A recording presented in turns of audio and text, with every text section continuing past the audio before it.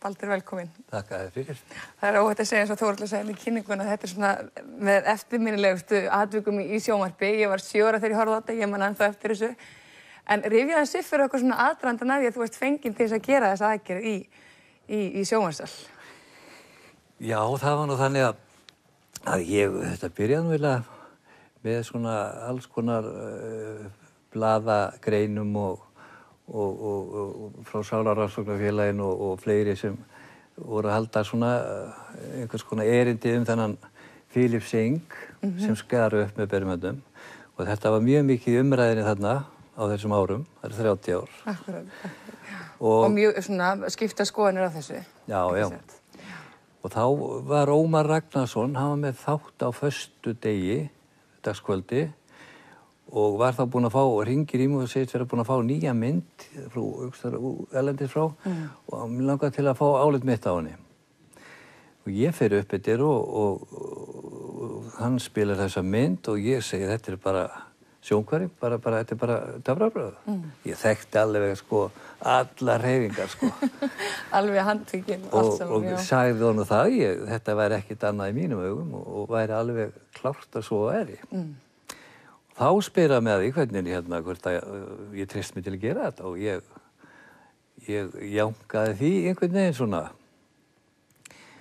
Og svo var það bara búið. Svo þetta var á föstudegi og sunnudagsmorgun vekur Tage Amundrup mig og segir að síminn bara stoppa ekki þú bara að gera þetta fyrst þú sagðist geta gert þetta, þá verður bara að gera þetta.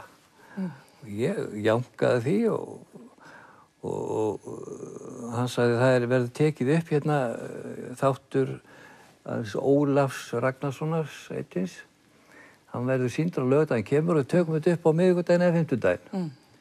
Og þú er bara með þetta klárt á.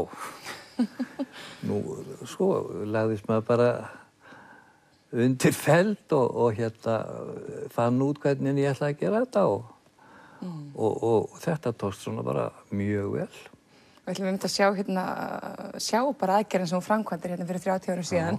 En svona kannski til að fólk aðeins gera sér grein fyrir því að þá var fjöldinn allar Íslendingur sem fóru þarna út og trúði virkilega að það hefði fengið bót meina sinna. Og ég einmitt með eina grein þar sem hún Heba Jónsdóttir sem var farastjóri hjá Sunnu sem að skipulagði þessar ferðir.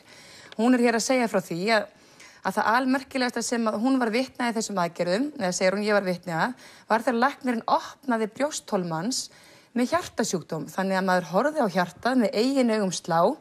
Síðan sló læknirinn með snöggu höggi aftan við eyrað á manninum þannig að holdið opnaðist og út dró hann sýkta kirtla sem hann sagði að væri þess valdandi að einhver slæmska væri í hjarta sjúklingsins. Eftir þess aðgerð var alls ekki að merkja að hún hefði haft nein áhrif á sjúklinginn sem fór allra sinna ferða án þess að kenna sinni eins meins. Og Heba sig líka frá því í þessu viðtali að hann hefði fjarlægt einhver eymst úr öxlinni með því að draga út einhverjar fitu-trefjar þarna úr öxlinni á henni og ekkert ör eftir. Og eins hefði hann fjarlægt æðahnúta á öðrum fótlegg hennar. Þú fékkst einhverjar, eða ekki, svona sögur líka? Jú, það voru margir sem sögðu mig hvað hefði skeið þessi læknir hafi verið með nánast hjarta bara sláandi í lúkunni, Já. Og fólk sem að trúði því virkilega að það hefði fengið bót meina sinna. Já, það virtist vera, trúði flytur fjöll og þetta bara svo sterkt einhvern veginn í mönnum. Þannig að urðu margir svona reiðir þegar þú einhvern veginn heldur því bara þarna fram að þetta sé ekki töfralæknir, heldur bara töframaður. Það var hringt í mig þarna margir úr Sálarannsóknarfélaginu og fleiri aðilar sem sögðu mér að ég hefði ekkert vitað þessu og fóru að húðskömmuðu mig fyrir þetta, Baldur, við skulum rifja upp þessa aðgerð, við skulum sjá aðgerðina.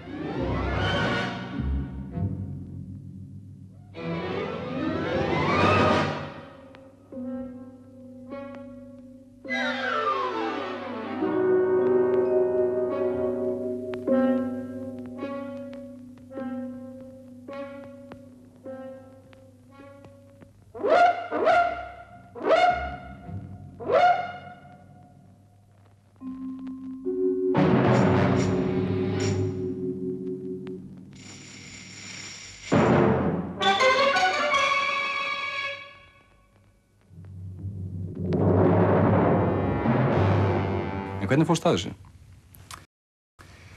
Já, ég segi ekki neitt.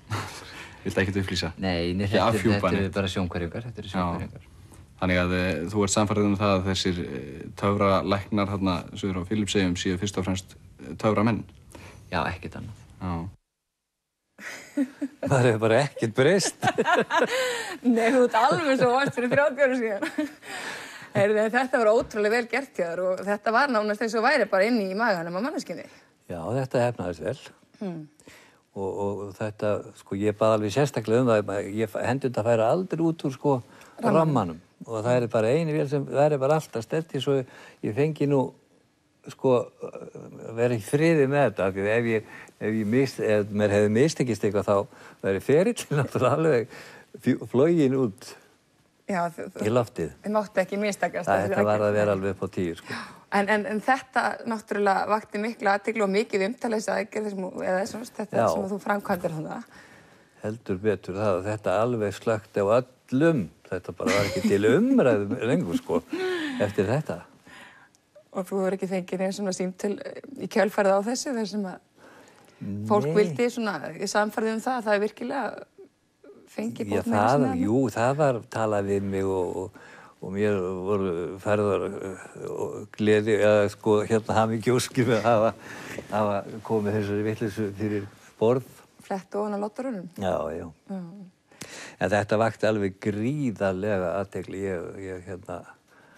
Það vildi nú svolítið til í fyrra, þá hafði bókaforlag samband við mig og vildi fá að gera svona, taka upp svona aðdraganda að þessu atburði. Það skrifaði niður í bók. En það er svona eins og sögðum á það, þetta er náttúrulega svona eitt eftirminnilegasta atvikið í sjónvarpi, ég hugsa það.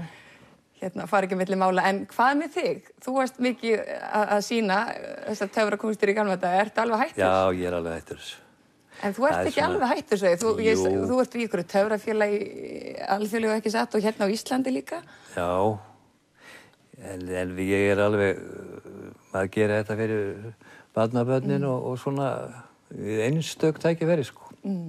Og þú hef ég heyrt líka, þú ert svona æfandi á þessum stóru bröðum líka pínum. Ég fer nú svona reglulega til erlendi, svona sýningar og ráðstefnur og maður verður að reyna að fylgja þessum ungu strákum, fylgja þeim svona aðeins eftir. En þetta er bara í blóðinu? Já, ég hugsa einu sinni sé alltaf töframaður.